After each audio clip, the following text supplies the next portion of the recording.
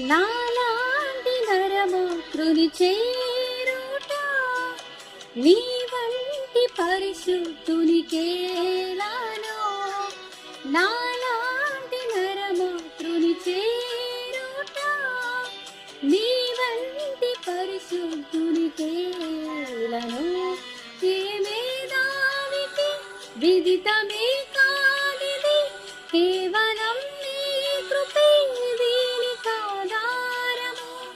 నీ సంకల్పమే నా సౌభాగ్యమే, నా బ్రతుకంత కొనియాడిదా. దేవాని సాక్షిగా నేనుండుట నీ మంటికి భాగ్యము. దేవాని సాక్షిగా నేనుండుట నీ మంటికి భాగ్యము.